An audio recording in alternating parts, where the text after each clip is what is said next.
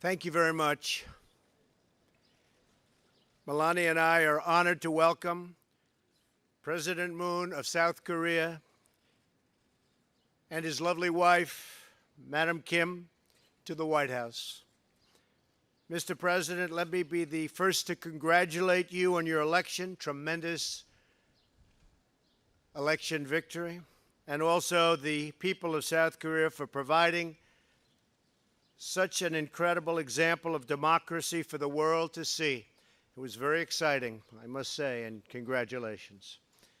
This morning, President Moon and Vice President Pence laid a wreath at the Korean War Veterans Memorial to commemorate the 67th anniversary of the Korean War. It was a beautiful ceremony. We will never forget that Americans and Koreans bravely fought and died together for a free Korea. To the Korean and American veterans of that war, great people, we are eternally grateful for your service and for your sacrifice. More than 6 decades after our partnership was forged in the fires of war, the alliance between the United States and South Korea is a cornerstone of peace and security in a very, very dangerous part of the world. The link between our countries, cemented in battle, is now also tied together by culture, commerce, and common values. Together we are facing the threat of the reckless and brutal regime in North Korea. The nuclear and ballistic missile programs of that regime require a determined response. The North Korean dictatorship has no regard for the safety and security of its people or its neighbors, and has no respect for human life, and that's been proven over and over again. Millions of North Korea's own citizens have suffered and starved to death, and the entire world just witnessed what the regime did to our wonderful Otto Warmbier. I thank President Moon for expressing his condolences on the travesty of Otto's death. Our thoughts and our prayers remain with his wonderful family. The era of strategic patience with the North Korean regime has failed. Many years, and it's failed. And frankly, that patience is over. We are working closely with South Korea and Japan, as well as partners around the world, on a range of diplomatic, security, and economic measures to protect our allies and our own citizens from this menace known as North Korea. The United States calls on other regional powers and all responsible nations to join us in implementing sanctions and demanding that the North Korean regime choose a better path and do it quickly, and a different future for its long-suffering people. Our goal is peace, stability, and prosperity for the region. But the United States will defend itself, always will defend itself, always.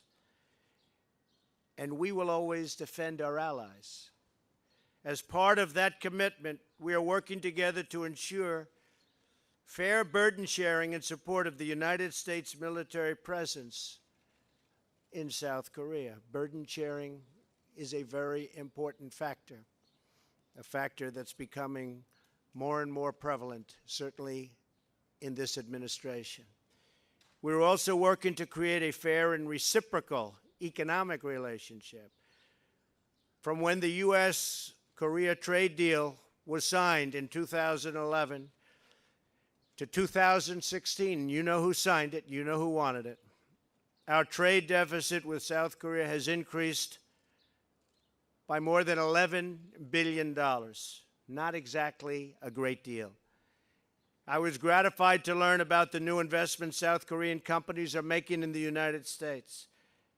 This month, Shanair is sending its first shipment of American liquefied natural gas to South Korea in a deal worth more than $25 billion. It's great. We will do more to remove barriers to reciprocal trade and market access. We talked last night and today about some tough trade issues like autos and steel. And I'm encouraged by President Moon's assurances that he will work to create a level playing field so that American workers and businesses, and especially automakers, can have a fair shake at dealing with South Korea. South Korean companies sell cars in America. American companies should have that same exact privilege on a reciprocal basis, and I'm sure we'll be able to work that out. In addition, I have called on South Korea to stop enabling the export of dumped steel. These would be important steps forward in our trading relationship, very important steps. They have to be made. Not fair to the American worker if they're not, and they will be. Our teams are going to get to work on these issues, and they're going to sign a deal that's great for South Korea and great for the United States. Mr. President, I'm thrilled that you are here today and deeply honored that you choose to go to the United States as your first foreign trip as president.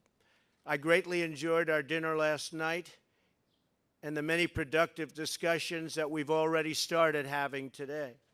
I look forward to working with you for many years to come to strengthen our alliance, protect our citizens from common threats, and deepen the enduring bonds of friendship between Americans and the great people of South Korea. Thank you very much, President Moon. Thank you.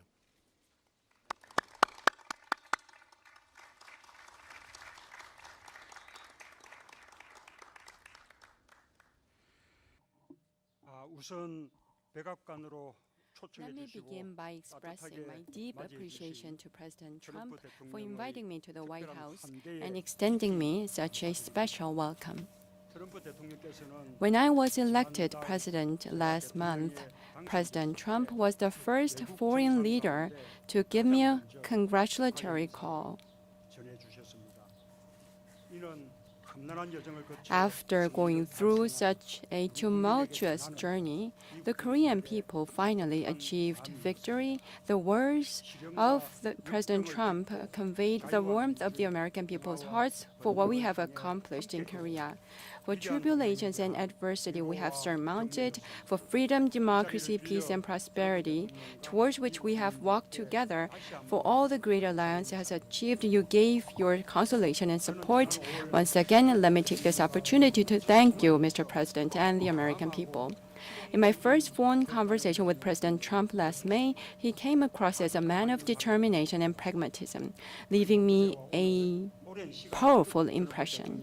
And yesterday and today, I had a candid and lengthy conversation with President Trump, and I was able to prove myself right. From developing the ROK-US alliance, resolving the DPRK's nuclear issue, to building lasting peace on the Korean Peninsula, I affirmed President Trump's unswerving commitment, and we were able to build a broad consensus. During my visit this time, President Trump and I were able to forge friendship as well as deep mutual trust. As we endeavor to tackle numerous challenges ahead of us, this will give us a solid foundation to rely on. First, President Trump and I agreed that only strong security can bring about genuine peace. Through ROK-US combined defense posture, including extended deterrence, we concurred to strengthen our overwhelming deterrence. The threat and provocations by the North will be met with a stern response. The gravest challenge confronting our two nations is the nuclear and missile threat posed by North Korea. President Trump and I decided to place a top priority on addressing this issue and coordinate closely on relevant policies. To this end, our two leaders will employ both sanctions and dialogue in a phased and comprehensive approach, and based on this, we both pledged to seek a fundamental resolution of the North Korean nuclear problem. The North Korean nuclear issue must be resolved without fail. North Korea should by no means underestimate the firm commitment of Korea and the U.S. in this regard. I also urge Pyongyang to promptly return to the negotiating table for denuclearization of the Korean Peninsula. National security leaves no room for either compromise or concession. On this occasion, the U.S. and President Trump's firm resolve for the alliance is noted with great appreciation. The Republic of Korea, for its part, will strive to strengthen ROK-US combined defense capabilities, while at the same time, by pursuing defense reform, build up its own capacity to defend itself. As we undertake these endeavors, bilateral cooperation in defense technologies, I hope, will gather further traction. Second, economic partnership between our countries forms an essential pillar for future-oriented development of the alliance. We both agreed on this view.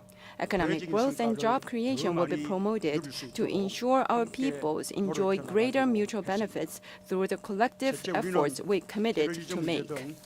Third, as we fight against terrorism and other global challenges together, the ROK-US alliance, as agreed by ourselves, will be broadened and developed into global partnership. As we move forward, our two nations will work towards establishing high-level strategic consultation mechanisms in diverse areas of interest. To make it happen, concrete actions will be formulated in close consultation. I would like to take a moment to convey my heartfelt sympathy and condolences to the American people and the bereaved family grieving over the death of Mr. Won-byeol. The raison d'etre of a state is to defend its people. I deeply sympathize with Americans who are saddened that they were not able to defend their fellow citizens. As a former human rights attorney myself, I am keenly aware of the significance of human rights as the universal value of humanity.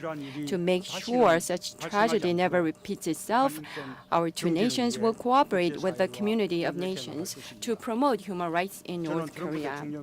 I also invited President Trump to visit Korea this year, and he graciously accepted my offer. Mr. and Mrs. Trump's visit to Korea will once again demonstrate not only our friendship, but also the intimate bond our peoples have come to foster through thick and thin. Your visit will become yet another milestone in defining our partnership. I will see to it that myself. Once again, Mr. President, I extend my sincerest gratitude to you and the First Lady for such warm hospitality. Thank you.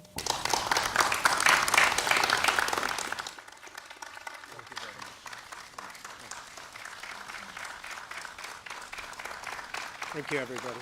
Thank you very much.